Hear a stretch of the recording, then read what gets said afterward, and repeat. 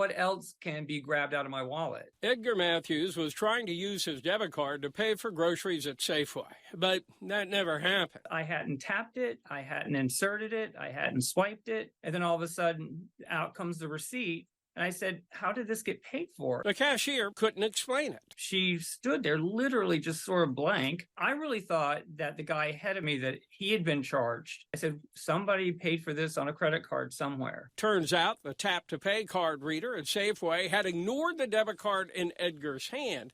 Instead, it reached into Edgar's back pocket, threw his wallet, and charged his Bank of America credit card tucked inside. That's a pretty big reach. I mean, around me or through me to my wallet. Why didn't it grab the card that was near it? How did it decide what to grab? I was shocked. I was like, well, it can't be. Sonia Cesari says it happened at a doctor's office. I went to pay and they said, you're already paid. And I said, I haven't inserted my card. I haven't even taken it out of my wallet. Turns out the card reader there had sent radio waves into her purse and charged her credit card without her knowing it. And that wasn't all. 3 days later at a boutique in Yountville, Sonia got an even bigger surprise at a little shop. The woman said, oh my, it's just read 3 cards. The store's tap-to-pay system charged not only 1, but 3 credit cards tucked in a wallet inside her purse. I'd say I was 2 feet away at that point, for sure. All charges were reversed, but it was troubling. Could it inadvertently be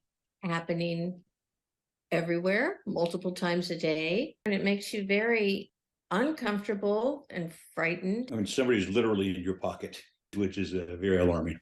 So I was swiping through, I was looking for the tip at the end. Ace Vatican was about to pay for lunch at a restaurant. A portable pay terminal charged his card before he could swipe or tap. It is kind of scary in a way that that can happen. Ace saw my story about Destiny M, whose card was charged at Safeway without her knowing it. It's like, oh, wait a minute, I think something like this happened to me too.